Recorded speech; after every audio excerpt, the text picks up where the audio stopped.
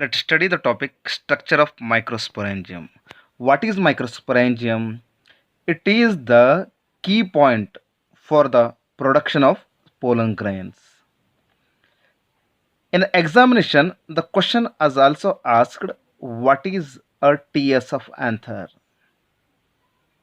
So let us say in a TS of anther, when we take a section, it appears almost circular in outline, not circular, but it appears circular in outline.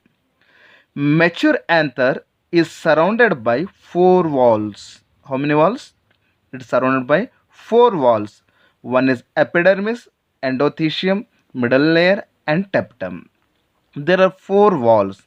The first one, epidermis, it is the outermost layer of the anther consisting of flattened cells. How? It is the outermost layer consisting of flattened cell.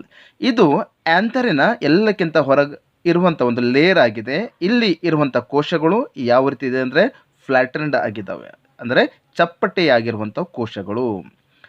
ಎಂಡೋಥೀಶಿಯಮ್, it is the internal to the epidermis. The cells of the endothecium are elongated with fibrous thickening. ಆಂಥರಲ್ಲಿ ಇರುವಂಥ ಎರಡನೇ layer ಎಂಡೋಥೀಶಿಯಮ್ದಾಗಿರುತ್ತದೆ. Epidermis ಒಳಗಡೆ ಎಂಡೋಥೀಶಿಯಮ್ ಇರ್ತದೆ ಮತ್ತು ಇಲ್ಲಿರುವಂಥ ಕೋಶಗಳು fibrous ಥಿಕನಿಂದ ಪಡೆದಂಥವು. And cells are elongated. ಇಲ್ಲಿ ಸೆಲ್ಸ್ಗಳು ಉದ್ದನೆಯಾಗಿ ಇರುವಂಥದ್ದು. ಮೂರನೇ ಲೇಯರು ಮಿಡಲ್ ಲೇಯರ್ ಅಂತ. ಇದರ ಮಧ್ಯಭಾಗದಲ್ಲಿರುವಂಥ layer middle layer.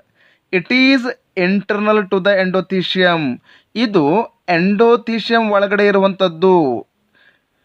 It is made up of one or two layer of the parenchymal cells are present surrounding each pollen sack.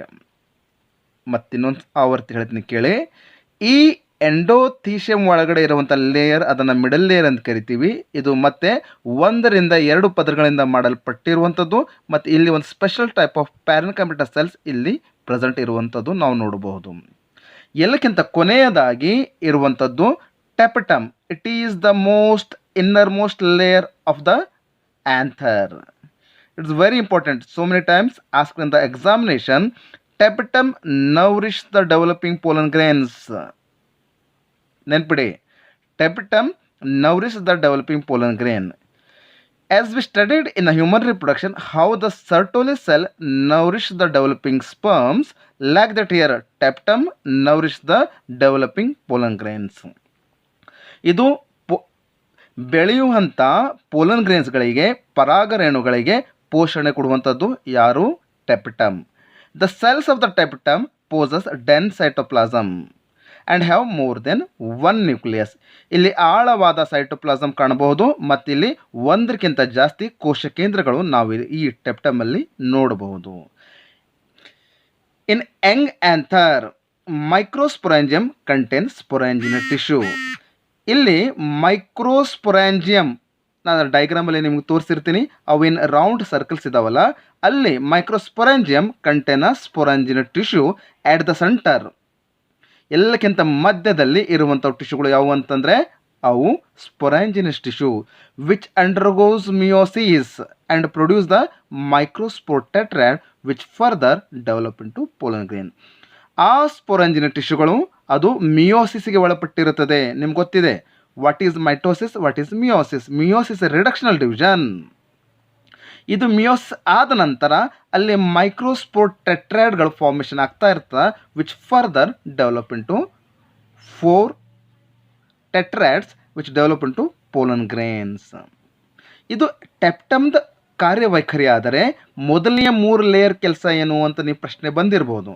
The main functions of the first 3 layer, that is epidermis, endothecium, middle layer, and middle layer is the protection of the inside layer. The outer three wall layer perform the function of protection and help in the decisions of anther to release the pollen grain. ಒಂದು ಅದಕ್ಕೆ protection ಕೊಡೋದು, ಕಾಪಾಡೋದು. ಇನ್ನೊಂದು function ಹೇಳಬೇಕಾದ್ರೆ in the dehiscence of the anther to release the pollen grain. What you mean by dehiscence? ಬಿಡುಗಡೆ ಮಾಡೋದು. ಯಾರನ್ನು ಬಿಡುಗಡೆ ಮಾಡೋದು? ಪೋಲನ್ ಗ್ರೇನ್ಸ್ಗಳನ್ನು ಬಿಡುಗಡೆ ಮಾಡೋದು. ಎಲ್ಲಿಂದ? ಆಂಥರಿಂದ. ನಾವು ನೆಕ್ಸ್ಟ್ ಪೇಜಲ್ಲಿ ನಾವು ಡಯಾಗ್ರಾಮ್ ನೋಡಬೇಕಾದ್ರೆ ಒಂದು ಕ್ಲಿಯರ್ ಡಯಾಗ್ರಾಮ್ ಮುಖಾಂತರ ತೋರಿಸಿರ್ತೀನಿ. It's a typical flower. We know the stamen, pistil, pedicel ಇವೆಲ್ಲ ನಾವು ನೋಡೀವಿ.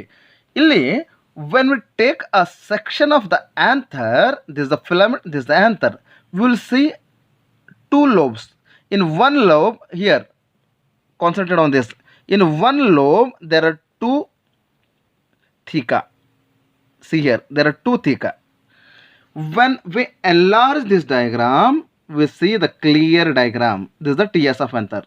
This is the connective. ಇಲ್ಲಿ ಕನೆಕ್ಟಿವ್ ಅಂದರೆ ಈ ಪೋಷದಲ್ಲಿ ಕನೆಕ್ಟಿವ್ ಅಂತ ಇದ್ದಿರ್ತದೆ. ಇದು ಫಿಲಮೆಂಟ್, ಇದು ಆಂಥರ್, ಇಲ್ಲಿ connective.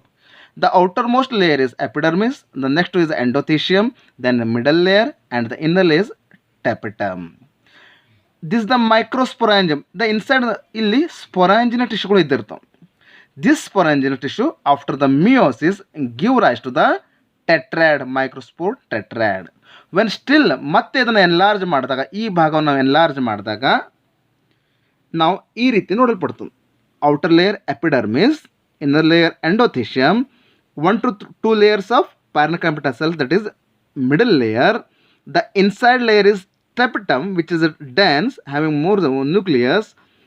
This tapetum nourishes the developing pollen grains. These are the MMC. What is MMC? You can refer it as a MMC or PMC, microspore mother cell or pollen mother cell. This is the enlarged view of the anther. I hope you people understood. If you are having any doubts, ask me.